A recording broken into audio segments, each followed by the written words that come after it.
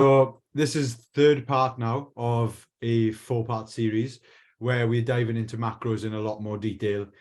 We started off, first of all, just talking about macros, explaining it as a whole and how easy it is to use for flexibility. We've actually had a few discussions today with some clients about the flexibility of macros. Because those of you that have come from a point where you didn't even know what a macro was before working with us, it's all a bit and quite a lot to take in. But those of you there that are quite far ahead as well in terms of your knowledge, you want to know the stuff that's a little bit more in depth. So with this one today with carbs, what we've done is we've broken it down first of all to really show you the simple side of it, and then we go deeper and deeper and deeper, so it becomes more and more complex, if that makes sense.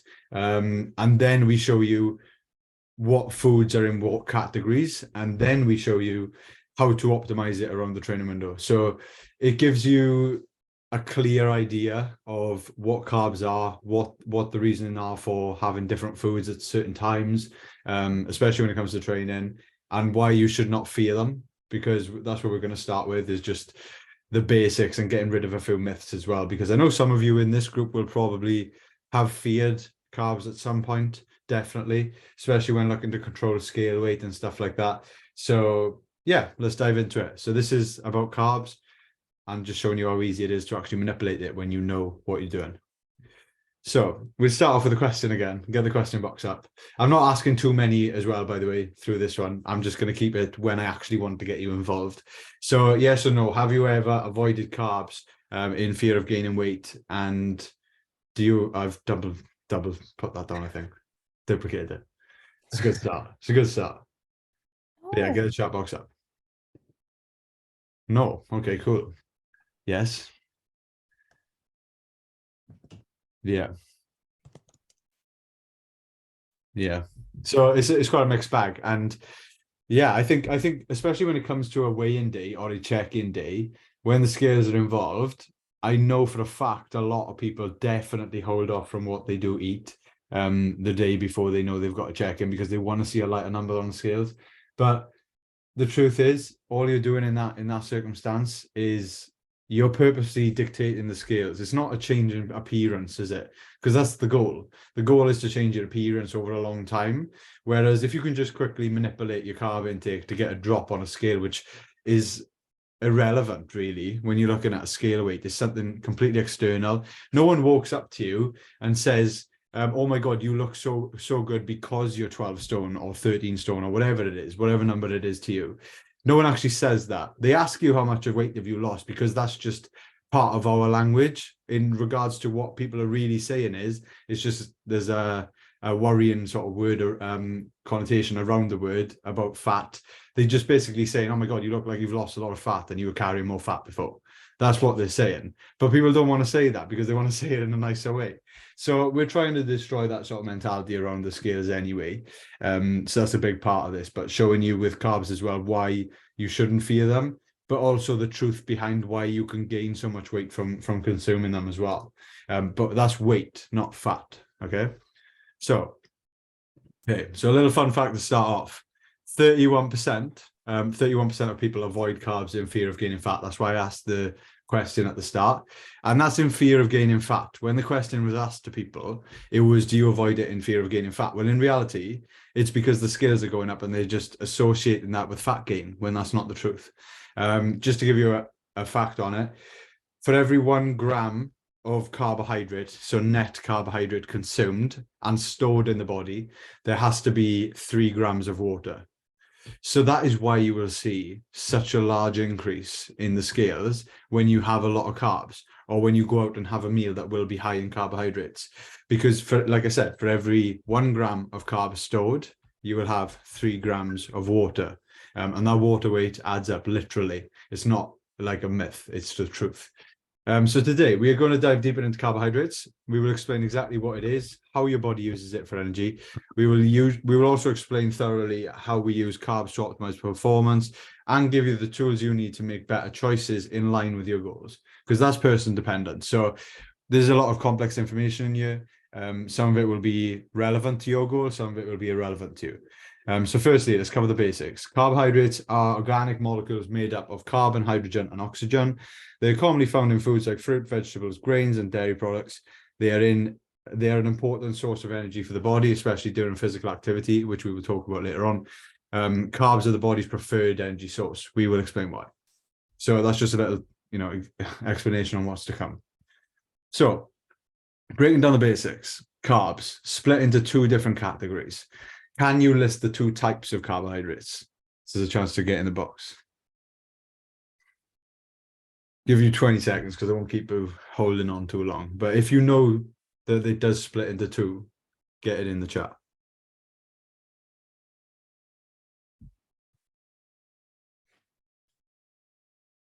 Yeah, there's two different carb sources or categories that they do usually associate them with. Yeah, Fenn's got one on them. Is he pretending to think or does he know?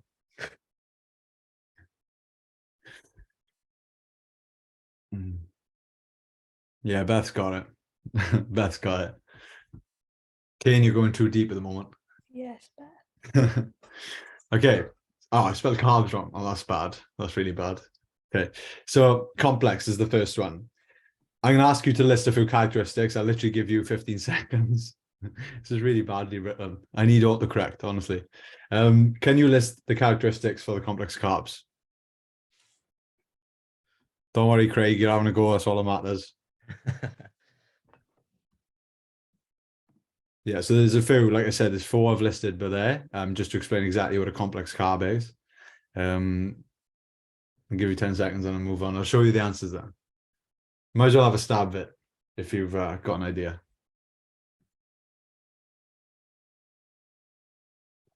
All right, and move on.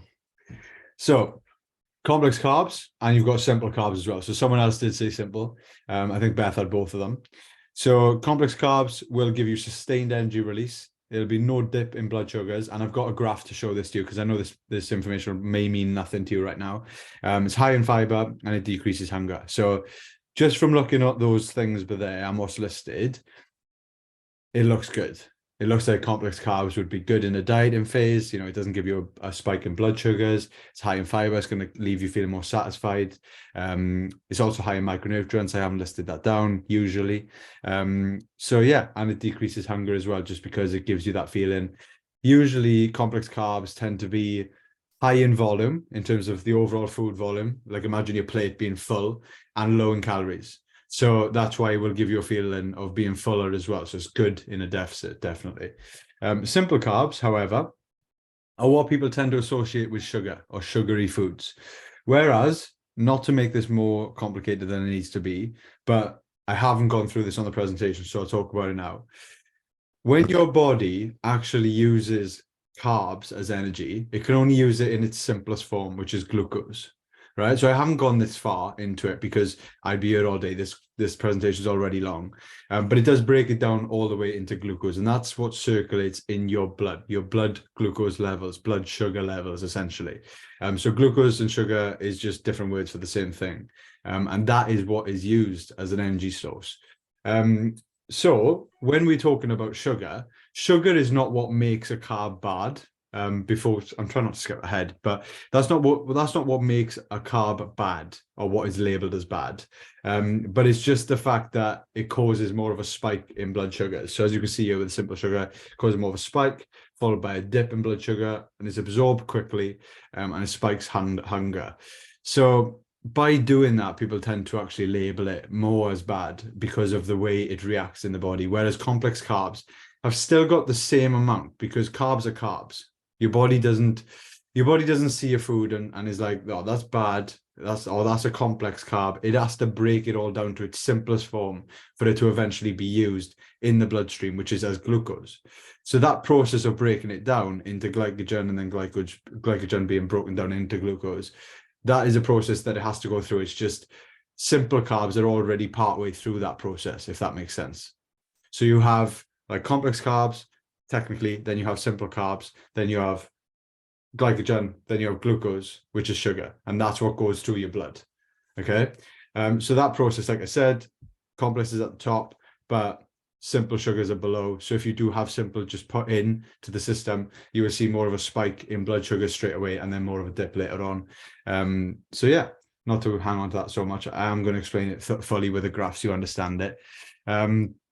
So yeah, wait, it's not as simple as that. Put a few dad jokes in as well. Look, see, simple carbs. So this is what we've got. Shiv's already like, oh my god, this is so bad. Let's break it down further. So we've got carbs, like I said, simple, complex, glycemic index and glycemic load. So this is going on further again. We're not talking about the relationship between its the carbs and the blood sugar levels now. We're actually talking about going further down into how we can monitor and moderate our carb intake. So like I said, at the start, it's going to be pretty complex, but then we're going to bring it back and make it sound easy as hell so that you can actually just swap these things going in and out. Right, Craig, I'm going to stop for you. What are you confused about? You can type it in the chat. All of it. It's just, I don't understand what you're saying, like, personally. Right, okay, so... I am tired, though. I've been awake since like 3 o'clock. Right, okay. Let me know how everyone else is doing so far. Have I rambled on too much about stuff that I haven't like included on the presentation? Is there anything else? I understand it fine, but I'm not sure. Yeah, cool. 50-50. So I'm learning different things. Okay, cool. What I'll do is I'll cover the presentation then. And then at the end, like ask any questions on certain things that you're unsure of. So I will make sure I cover that in more detail then, because maybe the presentation will explain it as we go along. It might become a lot easier and digest a little bit, funny enough. So carbs, simple carbs. So we've got the mouse here to show you. So we've got carbs, simple carbs, and complex carbs. And then breaking that down again, this is a way of monitoring it, right? Because essentially what simple and complex is doing is just monitoring how it spikes your blood sugars. Whereas simple, like we said, has a large spike and then a dip. Complex has more of like a moderate release into the blood system, in terms of like blood glucose levels. Then we've got glycemic index, and then further down we've got glycemic load. So let's talk about that. So glycemic index. The glycemic index, GI, is a measure of how quickly carbohydrates in food are broken down and absorbed, causing a rise in blood sugar levels. Foods with a high GI score, 70 or higher, are quickly digested and absorbed, causing a rapid spike in blood sugar levels. Foods with a low GI score, 55 or lower, are digested and absorbed more slowly, causing a slower and more gradual rise in blood sugar levels. So can you see the correlation there, right? Between the high GI score, glycemic index, it's just a way of measuring how fast that food will be converted and turned into glucose to be hit in your blood, right? That's what all it's a measure of. If you think of it like that, that's all glycemic index is actually measuring. So 70 or higher, high GI score will be correlated with simple carbs. So bringing it back to the last slide, and a low GI score will be correlated with complex carbs, right? Just to get that right, and I'm not messing up for you. Okay. The GI can be influenced by factors such as processing, cooking, and ripeness of the fruits and vegetables. That will change what is usually on the label of a food. But the foods with a low GI score are generally considered healthier, as they provide sustained energy and have been linked to improved blood sugar control and weight management. But we'll also go on to show you now how this system here is a little bit outdated. So this is what people used to use when they're trying to manage their blood sugar levels. It was as simple before as like simple carbs, complex carbs. Then they were like, right, we need a way of measuring it in the food with a number. That's why they got the glycemic index to actually, because it wasn't as simple as having two different categories. Some of them like kind of cross over or they're in the middle.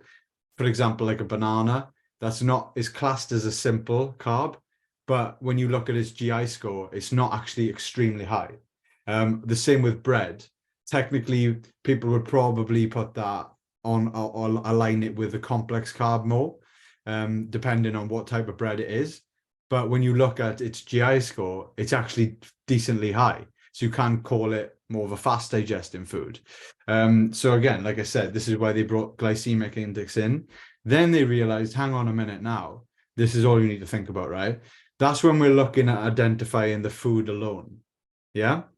So when we're looking at that, but then when we look at glycemic load, what you're looking at there is the volume of food as well. The whole like weighing of the food as well, the amount of the food going in, that has a different impact altogether. So if you are managing someone that's got diabetes, you need to make sure that you understand this so that you can manage the glycemic load of each meal so that you kind of have an idea of how much of an impact that's going to have on their blood sugar levels so that you can manage how much insulin they need to be taking. That's when it does become complicated. And quite frankly, there's not much help out there, as we've noticed, because within the last couple of months, we've had 2 of our clients message us. One has actually said they've gone back to the doctors now and they are no longer diabetic. We've actually reversed it that much. And we've got another client on board as well, which she will know who she is. She's almost at that process now where we do believe that they will be able to get to that point where it will be completely reversed, hopefully. But I don't want to put too much hope out there, but it is going very well. So yeah, with glycemic load, the glycemic load takes into account both the quality and quantity of carbohydrates in the food, providing a more accurate measure of its impact on blood sugar levels. The GL is calculated by multiplying the GI of the food by its carbohydrate content and dividing by 100. Foods with a high GL score, 20 or higher, cause a larger rise in blood sugar levels compared to foods with a low GL score, 10 or lower. The GL can be a helpful tool for managing blood sugar levels as it takes into account both the quality and quantity of carbohydrates in food. Foods with a low GL score are generally considered healthier as they provide sustained energy and have been linked to improved blood sugar control and weight management. So put a yes in the chat so far or no if you are on board with where we are at right now, because we have dived pretty deep so far. Cool. Awesome. That's all we needed. So this is going to make things easier for you to understand, right? And I'm not saying that in a patronizing way, because the first time you hear this, it's like, what the hell is going on? So the relationship between carbs and blood sugars, right? So here we're looking at, you just need to look at the titles to understand it, right? So the zones, first of all, let's talk about the zones. So if we're talking about the nanomoles of the blood, if we're actually measuring, and this is what diabetics have to do, they have to measure their blood sugars all the time. This green zone, just to keep it simple without numbers, is the safe zone, the healthy zone of where your food should be. Naturally, as you eat a meal within the next 2 hours, your blood sugars will spike, but it will come back down to baseline. Okay, so it will follow that sort of trend.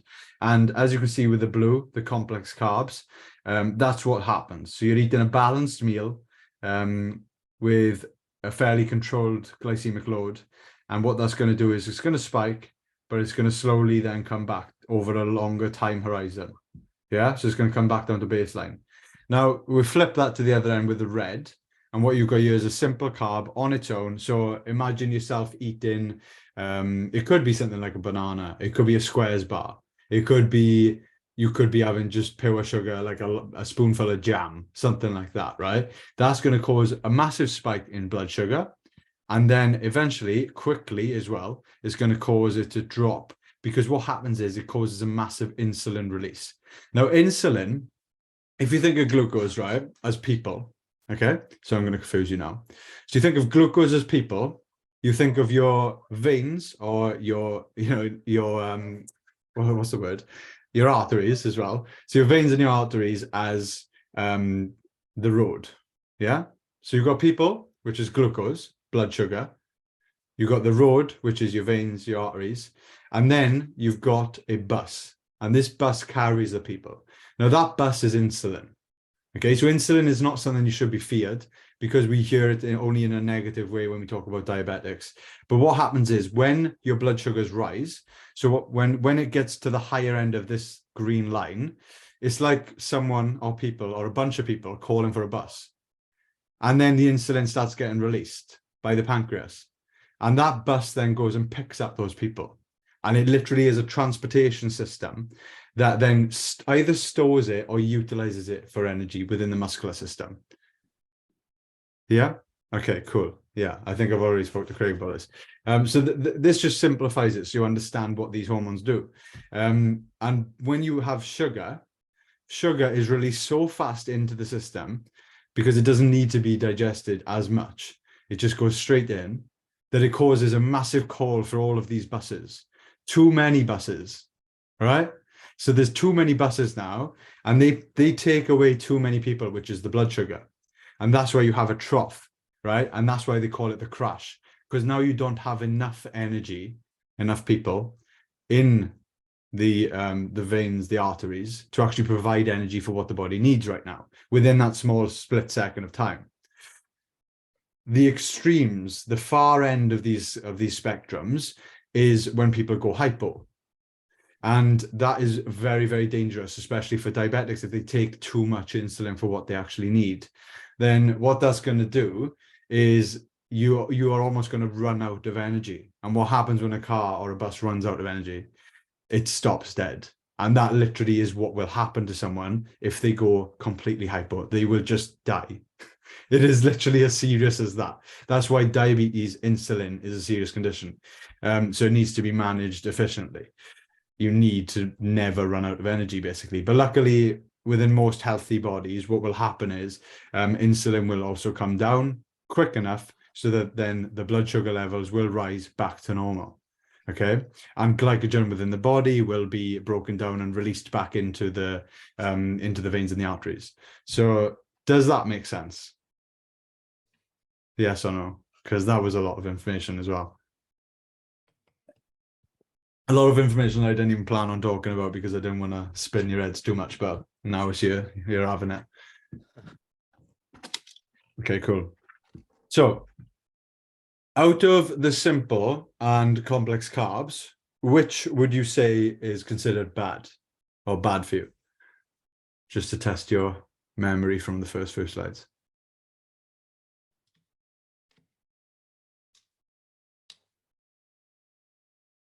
Chips. Nice.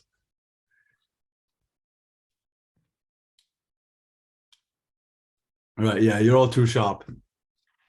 I said it was a trick question. There's nothing that's actually bad for you. So they both have their roles, like Reece said. They definitely both have their roles, and we talked about them there briefly, but we will now go on to explain exactly why. Mostly people would usually say, oh, simple is bad for you. Simple sugars, you should avoid sugar. How many times do we see sugar get demonized in the media? It really does actually frustrate me because it has its role and it's very beneficial, especially when you're talking about athletes and how they can use them, or even diabetics to save their life. So why? It depends. Why there are no bad carbs.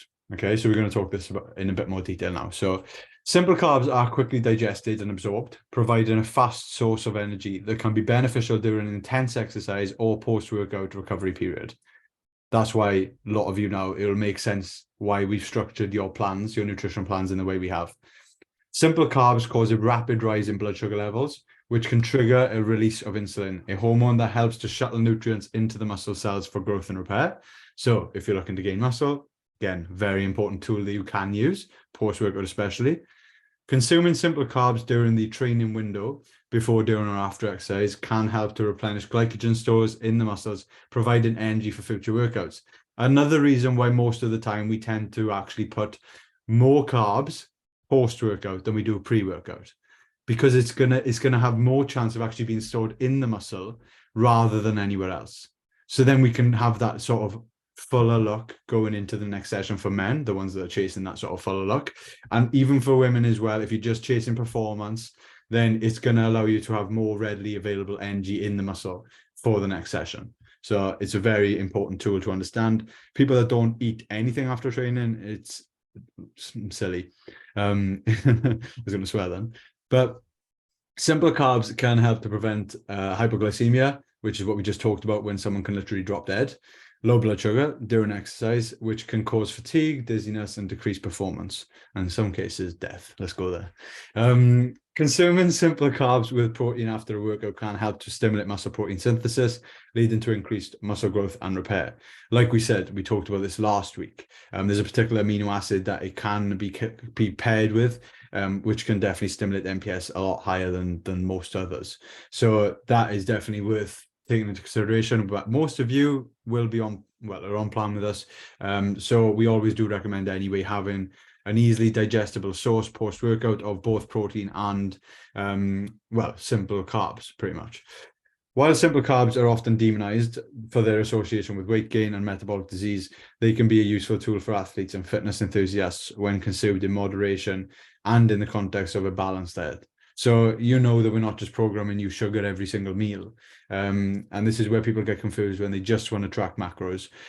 We do optimize the food sources We don't just throw stuff like Cocoa Pops on your plan or a squares bar for no reason. And when we have our intra-workout formula, it's there for a particular reason because of its molecular weight as well. But we are going to talk about that in a different presentation because I tried putting in this one, but it would have been here all day. So let's simplify this for you. Nice little dad joke at the top as well. That's literally my face, isn't it? Let's break bread. So we're going to break bread and go deeper into it. So let's simplify this again. What food is in what group and when should you have them? So carbs, complex and simple. And I've done this on purpose, right, in this order as well. So the ones closer to the midline are actually those that are bordering in terms of their glycemic index. So when you're looking at the food alone without measuring the quantity of the food, so just glycemic index, this is where the foods sort of stack up in terms of their glycemic index, right? So these are more closer towards being complex, and these are more closer towards being simple. And then these are just purely complex carbs, purely simple carbs. So does that make it easier for you now, looking at that, to understand why we are placing foods at particular points on your plan as well? 100%. Yeah, I'll take that. Cheers, Craig. Yeah, definitely. Cool. Awesome. So optimizing, I'm trying to see this, optimizing training and performance. So this is going to talk about how we actually structure a session. And like I said, we will be discussing this in way more depth as well and really diving into it when we do a further presentation on the training window and how we can optimize for it, not just on the day or the few hours prior to the session, but also a few days leading up to it. If it is a sports event or an athlete's sort of competitive event, then there is a way of maximizing that in terms of like a peak week as well. So 3 to 4 hours before pre-workout, you would want 100% complex carbs. You can have some fats in there as well, and protein, obviously. But we're just talking mainly about the carb sources now, but also how we structure pre-workouts in terms of thinking of not only the glycemic load, but the impact it will have and how long it will take to be digested and released into your blood sugars, the blood sugars into your system. 60 to 90 minutes pre-workout, this would be considered your pre-workout meal, or most people's pre-workout meal, right, on plan. So we do tend to shoot for about 80% complex carbs. Sometimes we even go 100%, depending on the person, depending on the phase you're at. But we will sometimes include 20% simple carbs combined with this, which, believe it or not, when meals are combined, the glycemic index, even the glycemic load changes. So when you think about it as a concentration of squash, right? If the water with that is complex, and then you've got 20% going on top, which is the squash, then it's going to mix together, yeah? And that's what's going to slow it down altogether. If you try and just have squash pure, it's going to taste completely different, and same with water. So that's the way I would think about it with this. When you combine two together, the release rate actually changes and does mix together. This is why we include 5 to 10 grams of net fats as well within most plans for a pre-workout meal, again, to try and slow down the release rate, even of complex carbs. If you just have oats pre-workout and you're deep into a deficit, I guarantee that will be digested very quickly. But if you combine it with fats, it's going to help to slow down that process.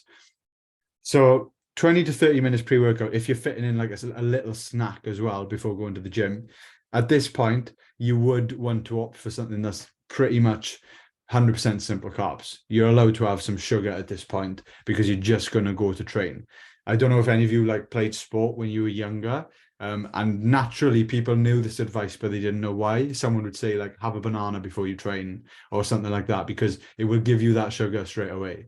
And that's why people didn't realize why. Maybe they might have said, oh, it's because it's got sugar in it, but this is exactly why. And we know why, because of the release rate it actually has in terms of the energy it provides you.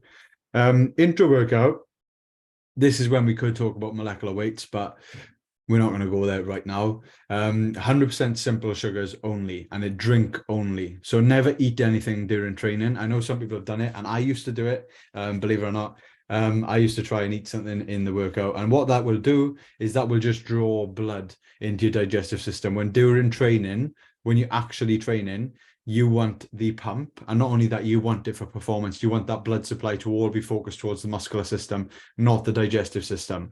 So if we start eating, naturally, you will try and pull blood into the digestive system, and that's something we want to avoid. So what do we do if we still need fuel? We need food to go in. What do? We don't eat the food, we drink it, and we have it in its simplest form, literally simple as in simple carbs.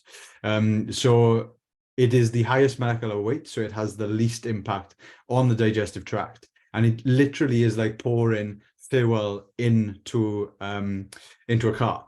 It should be that easy. You literally put it in and it's there to go straight away. And that's why we choose sources like maltodextrin, like cyclic dextrin, because it doesn't have any impact on drawing blood away from the muscular system. If anything, it enhances it. So yeah, that's the way we would structure it so far. And then 20, 30 minutes post-workout. The reason I've said 20, 30 minutes is because we try to allow our resting heart rate to come back down to normal, or close to resting, before we actually consume food. And then I haven't changed that. It's not complex, sorry.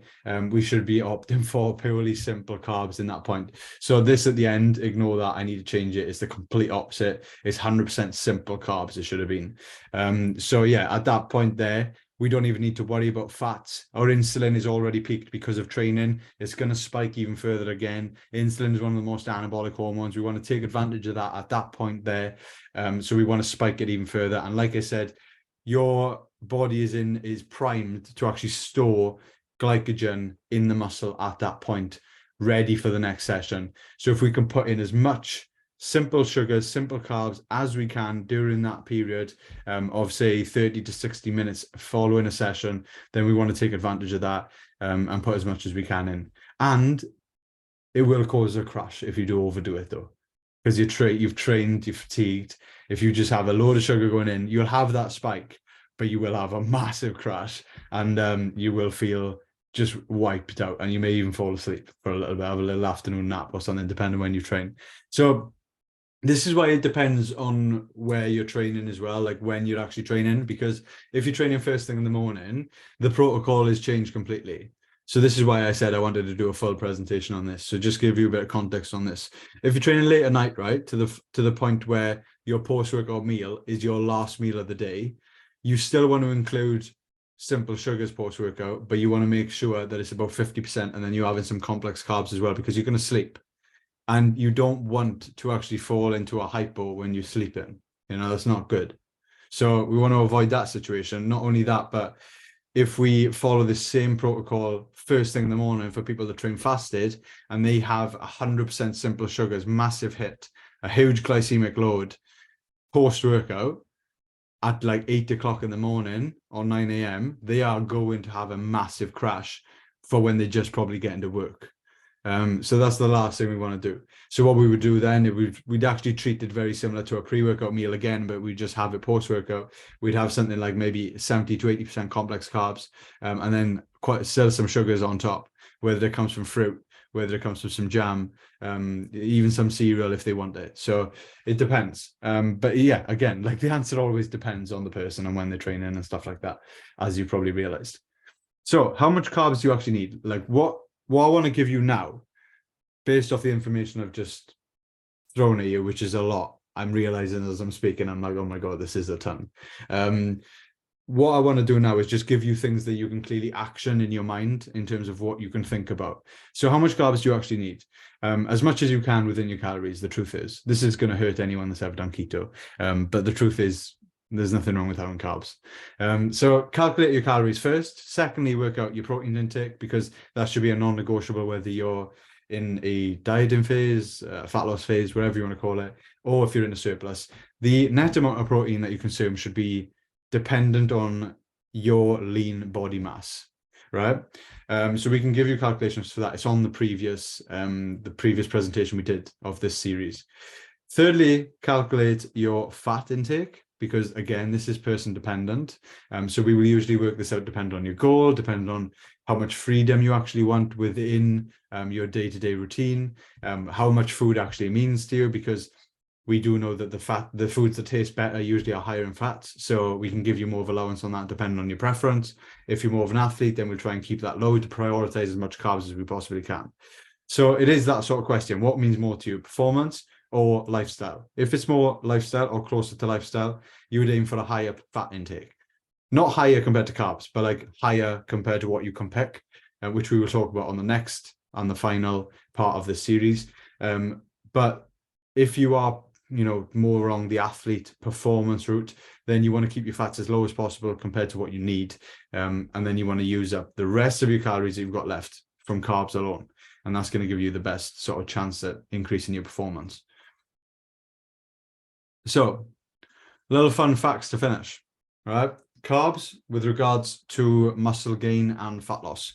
So muscle gain, when combined with protein, like we said earlier, carbohydrates help to build and repair muscle tissue. This is mainly just to finish off those that believe keto is the only way they can progress. So muscle gain, like I said, you need it and it will help. Definitely. There's no argument against it won't help. It will help with performance. It will help with muscle gain. It'll make a dramatic impact on that because especially when you're using your anaerobic system, right? There is almost zero chance of your body breaking down fat during that period to actually be utilizing energy at that time. So we need carbs available, whether it's from breaking down glycogen stores to be used as glucose or from the glucose and glycogen that we have ingested during that day. So this is because carbohydrates stimulate the release of insulin as well, which we just talked about with the whole people and bus scenario. It calls for those buses, which is insulin, and that is one of the most anabolic hormones in the body, if not the most anabolic hormone in the body. Like I said, which helps shuttle protein into the muscles to repair and grow. Fat loss, contrary to popular belief, carbohydrates can actually help with fat loss. When carbohydrates are consumed, they stimulate the release of insulin, which helps to regulate blood sugar levels, like we just talked about. This, in turn, helps to control hunger and prevent overeating. So indirectly, it does help with fat loss because it is going to allow you to just manage your hunger levels a lot better. So, yeah, hopefully I've dispelled a few myths on carbs there and given you quite a lot of things to take home from that. I know there was a lot of information there. But yeah, first of all, I am going to ask you because there was a lot of info there. Did you enjoy that one? You can give a yes, and you can say no if you want, because then we can work on it and make it better next time. It would be brave if anyone said no, then, wouldn't it? No, that was shit, mate. Yeah, cool. So does anyone have any questions then about this? And this point now, just imagine presentation's off. We're not even going to put this anywhere else. This is just a chat now for us. Don't worry about it being on record. I can delete this part. Is there anything that you want to ask us? Any questions at all? And this can be about anything. It doesn't have to be about carbs. It can be about how your week's going. It can be about your plan specifically. Yeah. I mean, Dale, you're going through a pretty crazy process right now. Is there anything that you want to ask us while you got me and Tommy on here? I'm not aware, man, Craig. I'm not sure. I can Google it for you if you want. Do you want to talk about digestion maybe? Right, okay. But like the last couple of days, my digestion's been a bit. I don't know if that's just because something can't be something I've eaten. My diet's been the same, but In what way though? When you say just like bowel movements. right, yeah, I thought you Yeah. just didn't want to say it then, yeah. Yeah. As in what, slower than usual, or literally not forming as usual? Like you can go into that. Yeah, just like more than usual, really. Right, okay. Yeah.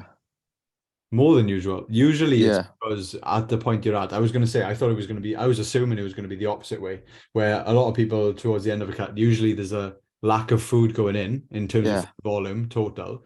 And sometimes if they're not having their veg because they just don't like it, then they do tend to get a bit bunged up and they actually get a little bit constipated. But if you're the opposite way, it could potentially be that you are compensating with more veg and more fiber. And that could potentially be a reason for why. But Tommy, what do you think? I thought the way that was going is it was going to slow down. That's what I thought. Because like that's what happened to me when I was at the end of mine. Like mine just completely slowed down. But in terms of speeding up, like I don't suppose you've had anything like different because you've been eating the same thing now, like religiously for the past like 10 weeks. Have you had anything the past couple of days that may have been a bit of a shock to your body? No, I don't think so. No, I had would've my thought- off-plan meal yesterday, but it was like started noticing like 3 days ago. Yeah. Yeah. What do you reckon, Llew? If it's just sped up, it's not really something to worry about, if that's what you mean. Yeah.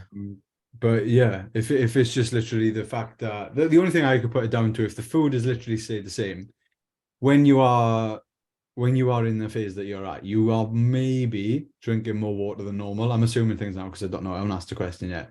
You may be drinking more water drinking than like- normal. Drink like 4.5 liters a day. Yeah, minimum. and that's more than what you have usually be drinking. And caffeine About is 4. Reese yeah. just asked a good question. Are you drinking more caffeine as well to compensate with like the energy? My caffeine intake's normally quite high anyway, so not really, but it is normally high. Yeah. So like maybe a combination of that, and maybe has your veg intake increased a little bit or not? I've tried to keep, it's about the same. I Or the same. tend to keep it the same as normal. Yeah. I try not to, I haven't changed anything in my diet really. Yeah. As long as you are, still moving and still going, then it's not really too much of a worry. But yeah, so as long as you're in a good place. If it was bunged up, like that's a different scenario. That's when you Yeah. Like if it slows down and causes like bloated and you're Yeah. bloated and stuff, like that's when it can be a bit of an issue. But yeah, like you said, Cloud, like sometimes if it does like speed up, it's not necessarily going to last forever. And it could just be a few days or like a week. But as long as it's not causing you any like issues as such, then it's nothing really to like massively worry about. I find it does anyway, like when you go towards the end of a dieting phase, because everything's more efficient, doesn't it? I Yeah, find yeah, everything's just like response to whatever you put in your body. yeah. Especially with how lean you're getting now as well, Dale. Yeah, that helps. I just wanted to ask it anyway. Yeah. It was a good question, to be fair. Yeah, definitely. Important. Yeah, definitely. Has anyone else got like anything they want to ask about themselves, like with what they're going through right now?